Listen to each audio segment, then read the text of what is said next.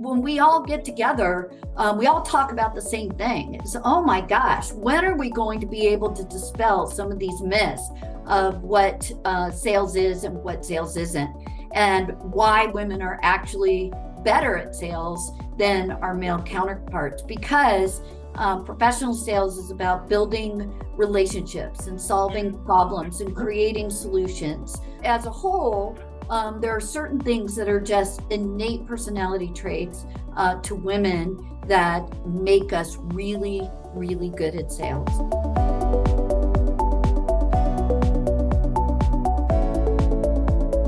Hi there, folks. My name is Lauren Taggart, and I'm head of key accounts here globally within ThinScale Technology. You're here today to join us for another episode of our Women in BPO Tech series. Today we have joining us the fabulous Heidi Solomon Orlick from Arise. Heidi, lovely to see you again. Thank you for joining me today. Yeah, I appreciate it. Really excited to be here. Awesome. Thank you, Heidi. Heidi, you might just kick off today by giving us a brief description of Arise and your role within that. So just a little bit of background on me. I've been in the BPO space for about 35 years. So I know a lot of people think I started when I was 5, but I didn't. But I do get that a lot. But anyway. That's what we'll tell them, Heidi. But I actually am new to Arise, even though I have spent quite a long time in the BPO industry and seen a lot of transformation over the years.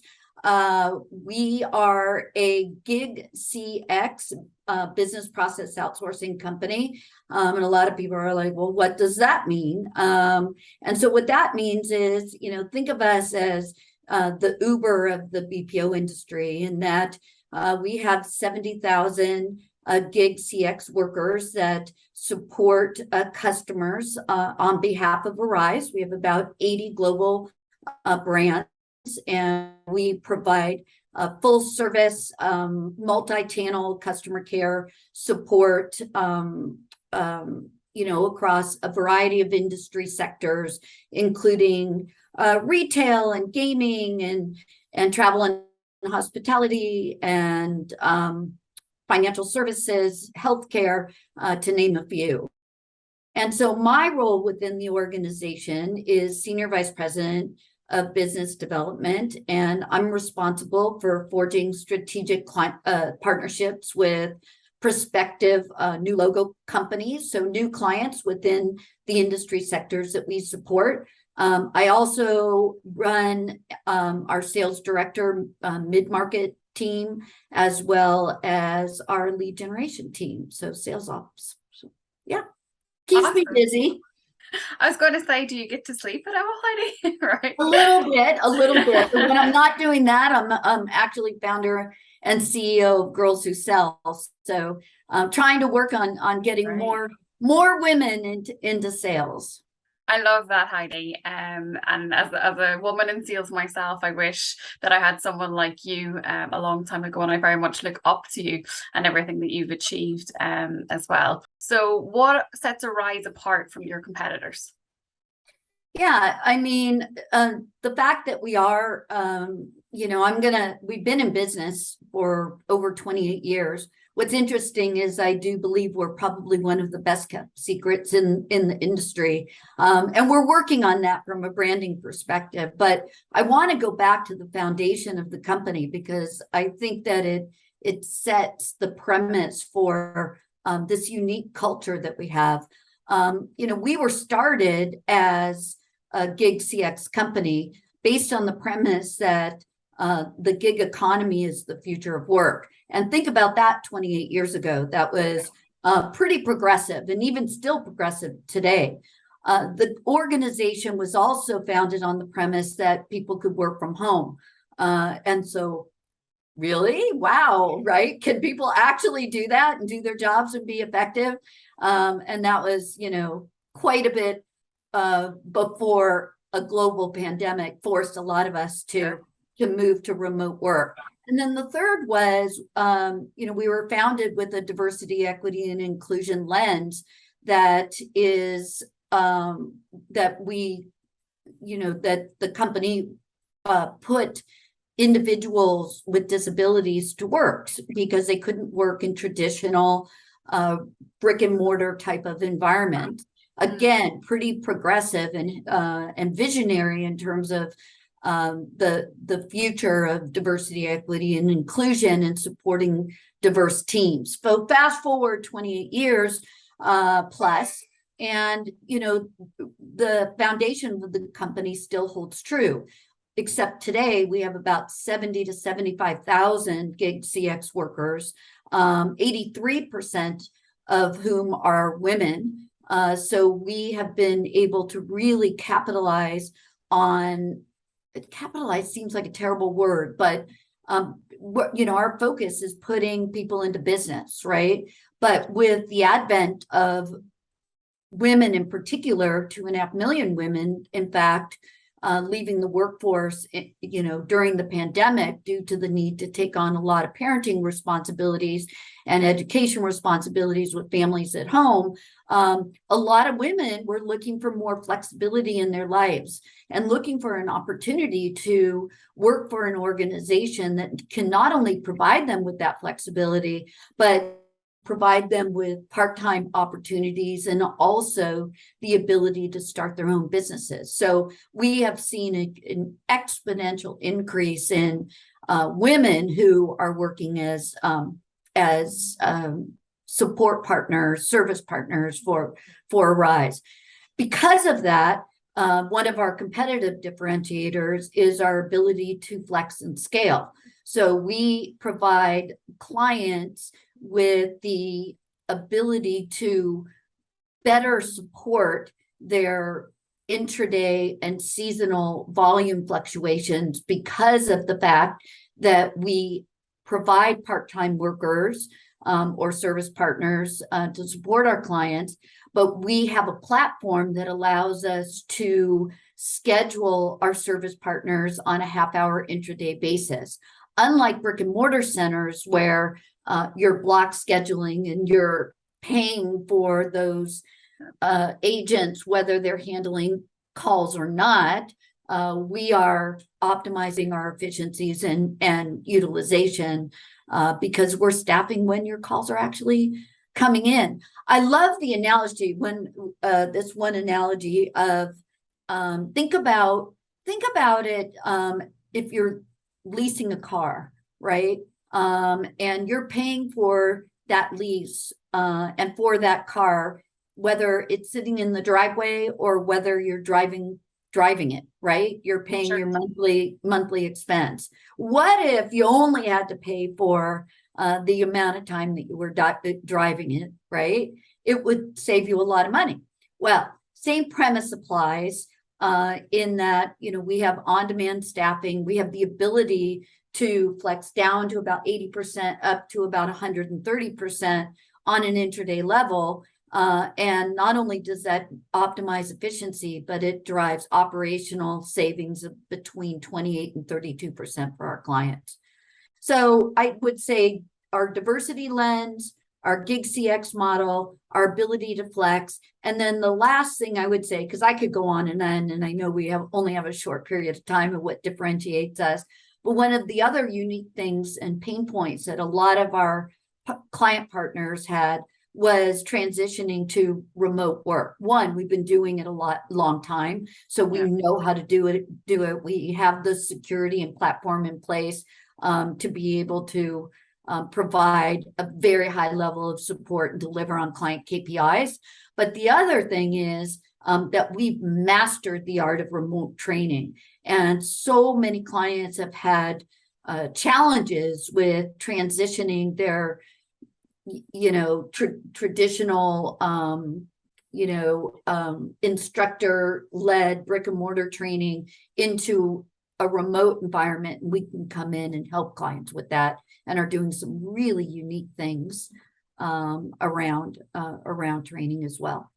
So those are a few things. Talk to me a little bit about what you're seeing with your prospects and your customers. What are their perceptions now of remote working now that we've came out of this pandemic, if you like? Yeah, there's still a lot of education that needs to happen on the business model. I won't, sit here and say that it's a total slam dunk, but I think that the level of acceptance and understanding that clients have now about the benefits of remote work, not only from an employee perspective, environmental perspective, but and KPI perspective, right? That I think we're seeing a much higher acceptance rate of prospects willing to engage in 100% remote support, but still a lot of education. I mean, the traditional brick and mortar model is alive and well. A lot of companies were forced to most companies were forced to go to remote work unless they had, they were government or there were some other kinds of regulations that wouldn't enable them to be able to transition to remote. And so we had a lot of customers that came to us during that time who were like, help, we need help, right? And many of them have transitioned back to offshore or nearshore support or Sure. more of a hybrid model. What I will say is that every customer that we speak with agrees, whether they go 100% remote or hybrid, that remote work is here to stay. Talk to me about your sales team that you manage, Heidi. How do they feel about selling work at home? And how does your sales process determine what the right solution is for your prospects? So I manage the mid-market team. We also have a vice president of business development team that focuses on enterprise customers. And then we have what I call a BDM team, or business development management team, that's focused more on, ongoing activity and lead generation, and act as a feeder pool to the sales organization. Sure. Listen, I mean, you have to be a believer. Our sales teams, whether you're a VP or director or BDM or a client or part of the executive team, we're evangelizing the gig CX model. And once our clients come in and try it and pilot with us, they do become believers. And Yeah. so, I would say, just like any sales organization, you need to believe in the product or service that you're selling, and know that you're going to be able to deliver on the promises that you're making to prospective clients. And we do more than, right? We exceed our targets on a consistent basis. So I will say that the team is pretty passionate about selling remote support. Now, one of the challenges we have is, the foundation of the company has been, most of our work today is in the US and Canada and UK. I will note that we are looking at nearshore and offshore support. We're launching into we're in Belize right now. We're launching into Jamaica. We're in India right now for our gaming group, and are expanding that. And we're looking at other markets expanding throughout Europe, in South Africa, potentially the Philippines, Guatemala in 2023. So that is something that we found from a business perspective, that we are going to need to augment our US support model with offshore and nearshore operations, but it will not take away from the foundation of the company and the gig CX model that we put in place. As we expand into other regions, we're going to maintain the integrity of our business model. How has the mindset of your employees changed over the past 2.5 years? And also, have the mindsets of your prospects and customers changed with regards to work at home? Well, we've always been work from home. So Sure. I wouldn't say that the mindset of our employees, or even our service partners and individuals that we put into business, has changed much. I would say that there's a lot more interest in our business model, particularly from an external service partner perspective, because they didn't realize that this was something that they could do, and that they could do on a part-time basis, and create an environment where work works around their life and not the other way around. And so I think from that perspective, it was this aha moment from both clients as well as service partners of, wow, this is an incredibly effective model that can be supported now and into the future.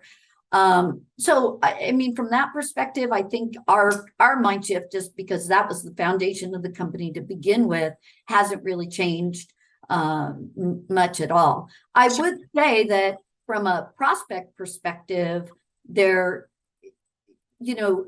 pandemic really did open up the eyes of a lot of individuals who had only done work in a brick and mortar environment, and that they didn't think it was possible to transition some of the work that was done in that environment into a remote workforce. So that, I think, was definitely eye-opening. And I do believe that as we talk to prospects now, they are building in work from home as a part of their strategies, in 2022, 23 and beyond, right? So it's definitely here to stay, which is making the conversations easier, right? Right. So we're not like before. It was like remote work. Oh my God, no way there's no way you can do it. And now everybody knows it can be done. So it definitely makes the conversations from a prospect perspective easier. The difference is a lot of brick and mortar companies today have work from home models as well. So you might say, well, now what makes Arise unique? Now everybody has work from home. Well, nobody's been doing it for the amount of time that we've been doing it. Nobody's mastered and provides the platform and flexibility that we do, because most of those organizations lifted and shifted their brick and mortar philosophy from a staffing perspective, from a training perspective, etc. And so they don't gain the kinds of efficiencies and can't deliver on the kinds of cost savings that we can to our clients. And how has ThinScale helped with BYOD and the impact of remote working with Arise and moving that along? Well, you could probably answer that, because I'm not the technology person, but I know that ThinScale has been a significant part of our overall solution, enabling the kind of flexibility that we have. But maybe you want to talk about it from your perspective on what you think ThinScale has brought to the table that actually is a differentiator for Arise. Sure. I think from our perspective, it was a pleasure working with a BPO that was at a different stage, right? You can imagine during the pandemic how much we were inundated with leads from, we haven't done this, teach us how to do work at home. It nearly was. Where when Arise came to us, it was kind of as the pandemic settled down, which I always feel a bit uncomfortable even saying in case it erupts again. And it was a very different type of model and a very different type of conversation that we were having with your technical team. And Ken Bratz in particular is an individual in Arise who just gets it, right? Yeah. Because you guys have been doing it for so long, we weren't teaching you how to suck eggs, right? Because that's not what we wanted to do. We wanted to work with you on how we could bring an extra layer to something that you've already strongly established.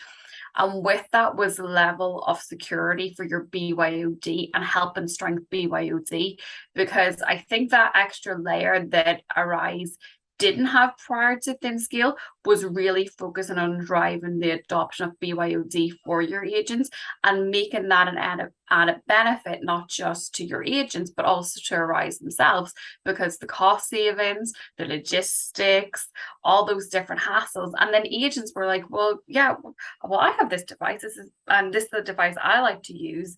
and I'm comfortable with navigating around it. And hey, if Arise want to pay me an extra dollar an hour, whatever you pay them extra to use my device, I'm more than willing to use my device, because what else do I use it for? Watching Netflix on an airplane, right? So I think that those are things that we really bought that helped an extra layer to Arise themselves. And I think it's only made you guys stronger in many ways, because you had the core already there for the work at home, which a lot of your competitors were spending the past 2.5 years trying to play catch up. But now you started moving the chess pieces. You know, Ken and the team in Arise clearly understood that your competitors were coming in, and unless you were going to make another change and bring an extra layer, you were then staying ahead of the game. So that's what I really love working with the team in Arise. You're so innovative, you're ahead of the game, and it's really a pleasure to see, Heidi. And I love working with you all in Arise. Yeah, I really appreciate that. And I think you made some really important points, right? Is that we're continuing to drive the industry to the next level, because Right. virtual is here to stay, and security is such a big issue or concern of prospective and current clients. ThinScale really played a big part in helping us take our security protocols to the next level. So I think, that's a big part of our conversations. Every time we meet with a prospect, security comes up. How can you assure, particularly in all industries, but if you're talking healthcare with HIPAA or PCI compliance, or financial services, or your retailers and you're taking credit cards, all of that is super, super important. And I will tell you, it's a part of every single conversation that we have with prospective and current clients, is how are you going to assure that my data is secure? That how are you going to validate that the person who is handling calls on my behalf is actually who they say they are? All kinds of different things. And we can confidently address all of those questions. Awesome. So while we're talking about the industry, you've been in the industry for quite some time, Heidi, but what are you seeing as the biggest trends right now?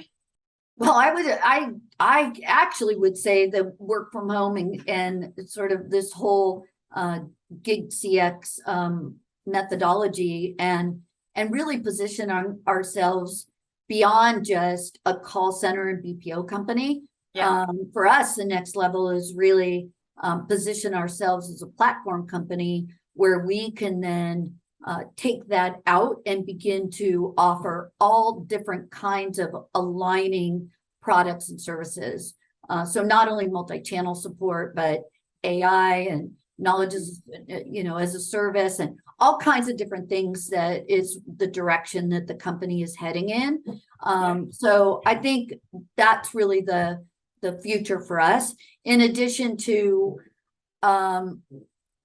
it's interesting because a lot of clients have moved their business offshore and nearshore, but we do see a trend of companies bringing business back into the US, particularly depending on the industry or depending on the contact type, if it's a more complex contact type. As clients have integrated AI and other technologies to reduce the to handle the less complex calls, what is remaining is the more complex calls, right? And so because of that, I'm not saying it can't be supported nearshore and offshore, because it can, but a lot of companies are bringing work back to the US and augmenting and having a different type of hybrid work support model. Awesome. So when I came across yourself, Heidi, it just so happened to be in this the wonderful world of remote networking, right? Here I am in Ireland, you were in the US, but through a mutual connection, I was able to find you and went, wow, we're working with Arise, and what wonderful woman you are. So, over 30 years experience with B2B sales, founder of the wonderful Girlz Who Sell, which was fantastic when I found and read about it. Wow, how much I, as a sales woman, would have wanted something like that when I was younger. A published author. So much to say. So what would you say is the most important characteristic for women in order to be able to shatter the glass ceiling and become leaders in this field of sales? Well, Oh gosh, that's such a good question because there's so many things. First of all, Right. we need to shatter some of the misperceptions about what business to business and professional sales is. Yeah. I saw a great post today by Cynthia Barnes, because I don't know when this will air, but we're actually being interviewing in October, which is Women in Sales Month. So it's a great time to be having this conversation. But Right. as as I am out there speaking to hundreds of women, and Cynthia Barnes owns the National Association for Women Sales Professionals, and she's phenomenal. And there's a lot of other amazing women in sales organizations out there. Lori Richardson's Women Sales Pros, and I could go on and on. But when we all get together, we all talk about the same thing. It's, oh my gosh, when are we going to be able to dispel some of these myths of what sales is and what sales isn't, and why women are actually better at sales than our male counterparts? Because professional sales is about building relationships and solving problems and creating solutions, having good listening skills, so many things that are just innate to women. And I'm not trying to put people in boxes. I understand that there's some men that are exceptional at those skills, and there are some women that aren't. But on as a whole, there are certain things that are just innate personality traits to women that make us really, really good at sales. And so I think the first thing that needs to happen is that we need to, to dispel some of those myths that it's, used car salesman and Wolf of Wall Street kind of profession, because it's not. So that's the first thing. The second thing is, and the reason Girlz Who Sell was born, is I believe that we need to get earlier in the pipeline. We have a pipeline issue.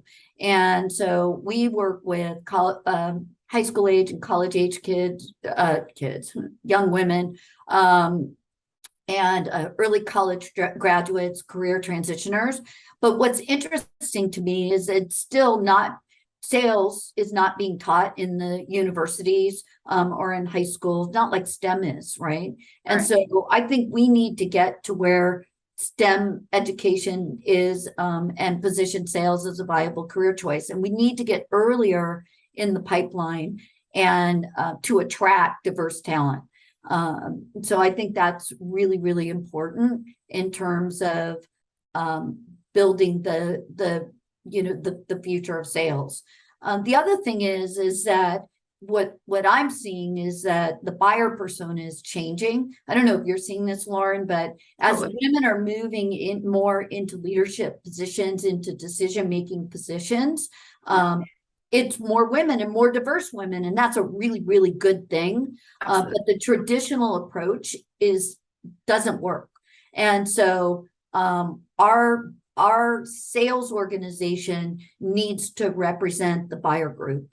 And so bringing more sales women or female sales leaders into the mix is really important. So not only get them hired and get them trained, but be able to provide them with career pathing so that they can move up into leadership roles. Because at the end of the day, when you look at the data, women hire women, more women, and tend to hire more diverse teams. And as you know, Lauren, diverse teams are good for business. Absolutely. Yeah, especially sales teams. So if you look at, sales teams that are at least 45% diverse, so women or just diversity in general, they exponentially outperform diverse teams from a lot of different metrics: revenue, profitability, innovation, etc. So I think those are some of the things that need to happen. And then the only other thing I would add is we talk a lot about recruiting, and I hear a lot, and a lot of women who are focused on building women in sales organizations hear a lot is, well, I want to hire women, but there's just none apply, or there's just not enough qualified candidates. And I sort of call BS on that, because I just think you're not really getting creative or not trying hard enough, or you really need to take a hard look at your recruiting advertising because the language you're using is more male oriented. The other thing is the qualifications that you might be listing in your advertising is putting people off, right? Particularly women, because women in general feel like we've got to check all the boxes before we apply, and men don't. They just don't have that strong of a like, 70%, 60%, that's a good batting average, right? I'll just apply. Whereas women are like, ooh, no, I don't, I'm not meeting most of this qualification criteria. So my advice is apply. Absolutely. You need to do, even if you don't meet 100% of the criteria, because we need more women and more diversity in sales. Couldn't agree more with you, Heidi. But perhaps we want to just focus in on what Arise does to support women in the workplace. Well, I mean, looking at the makeup of our service partner network with being 83% women, I think that's a really good indication of our focus and commitment to diversity, equity, and inclusion. We have our We at Arise, you can see it in the background, our We at Arise ERG, which supports diverse women not in Arise and in the workplace in general. And we're doing some really phenomenal things around training and career pathing. If you look at the makeup of our Vice VP and above team, it is, I don't know the exact percentage, but I will say I just came back from a leadership meeting and it is very well-rounded group. Are we perfect? Absolutely not. Do we have opportunities to further diversify as an organization? 100%. But I think it starts with the top and at least having a commitment and a culture that embraces it. And from there, you can build on that foundation. Very good. And let's talk about your biggest success. I know that that's always a challenging thing to answer, but if you were to pick one thing in your career to date that's been your biggest success, what would it be?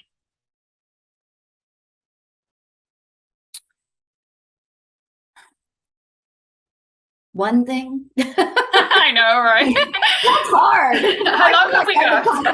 I feel like I've accomplished a lot of things, particularly in the male dominated BPO space. I mean, I am definitely in the top 1% of my industry and have consistently outperformed.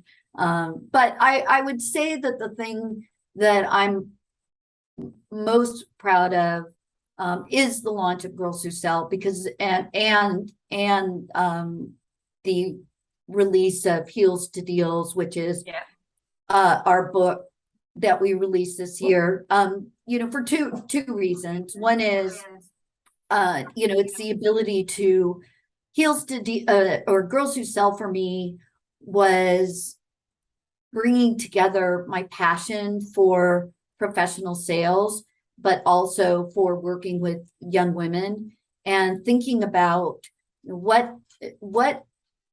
how do I make the world a little bit better place? I'm in the back half of my career. I've been doing this a long time. So what can I do from a legacy perspective to be able to give back? Because I feel like that's really what my life is mostly about right now, is giving back to others and providing them with and sharing my knowledge and my learnings and just giving it all away, right? To help build the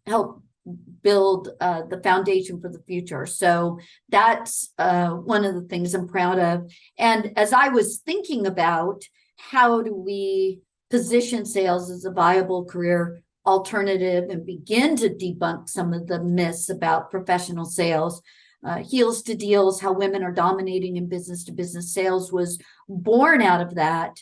And it amplifies the voices of over 30 diverse women from around the world, which is really important. One, I was told it could never be done. How are you going to bring together all of these women from diverse communities and, all these A-type women from diverse communities and have them work together on a collaboration project? And That's another misperception, that women can't work together. And guess what? We can, and we can Right. be incredibly successful, and we are better together. And we've proven that with Heels to Deals. But I'm really proud of that book because of the diverse voices. I always say that representation matters, and you can't be what you can't see. And so as young women are considering their career choices, they can pick up that book and see themselves in just about any one of those stories, and realize that sales is an admirable profession that can provide them with financial freedom. Yeah. So I would say that's probably a long answer, and it's not one thing, but I think collectively launching Girlz Who Sell, working with young women, positioning sales as viable career choice, and launching the book are things that I'm really proud of.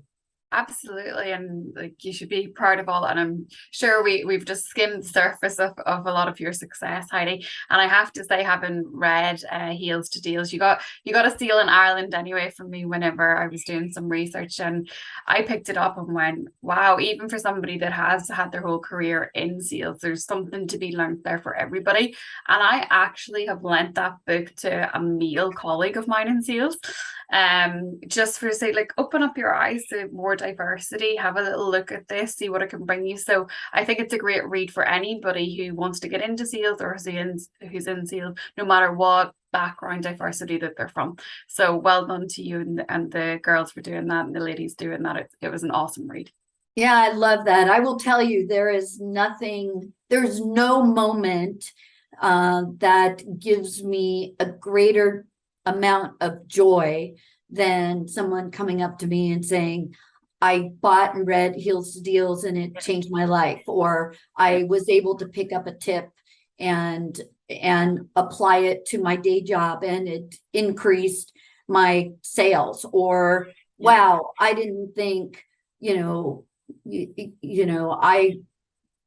I didn't think a woman with my background could be successful in sales. And now I see all these women who have overcome these amazing life challenges, from being homeless or coming from generational poverty or escaping abusive relationships or teen pregnancies, and seeing that through sales, one, it saved a lot of these women's lives, but two, they've achieved financial success and just life success. Yeah. So it's pretty cool when somebody sends me a picture, or I'm at a conference and they're carrying Heels to Deals, and you see pages, I don't know, earmarked and underlined, and I'm like, yeah, that's exactly what gets me up in the morning. Awesome. I love that. Well done to you and the ladies, as I said. Awesome. So I have to bring this up as a woman as well, because it's important to not think that we're out the other side and over these stereotypes and things. So being a woman, Heidi, has your ability to do the job ever came into question? Oh yeah, 100%.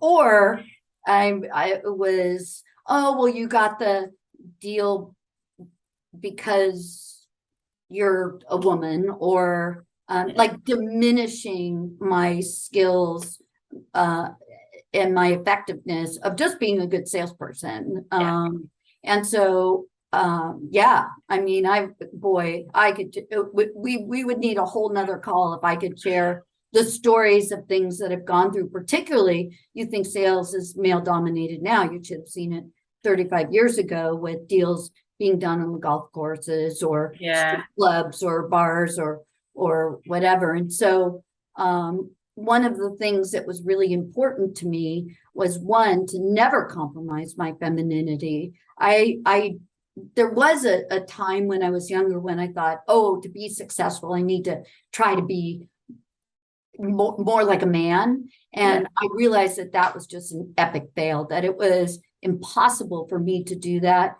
And so I had to really get in touch with my authentic self and to realize that being a woman was actually my competitive differentiator, and to be able to build on those innate skills is what really made me good at sales. So, I think that is really important, but have I been questioned? Absolutely, 100%. But I don't let it bother me. I just kind of let it slide off my shoulder, because that's more about them and their perception. And I think my track record in success in sales speaks for itself. So. Absolutely. Heidi, I just want to create some space for you to talk about anything you want to add to this conversation from your perspective, from Arise, for our audience today. I think that where we were going with that last question is really important. So if you're in sales today, do not feel that you have to compromise. If you're in a situation that makes you uncomfortable, speak up. Support other women. We're better together. We need to be kind to each other, and we need to support each other in order to be effective. And from an Arise perspective, if you're a company out there that needs support, give me a call.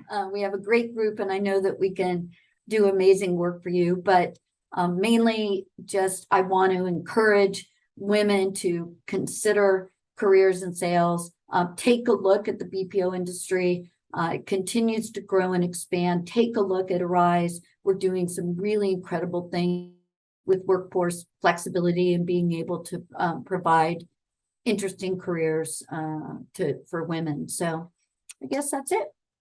I appreciate that, Heidi. Thank you so much for joining me today. I really look forward to finally meeting you in person next week when we're both in Nashville. Yeah. And I look forward to working with you and the rest of the Arise team for many years to come. Yes, thank you so much, Lauren, for having me. I appreciate it. Awesome. Thanks, Heidi.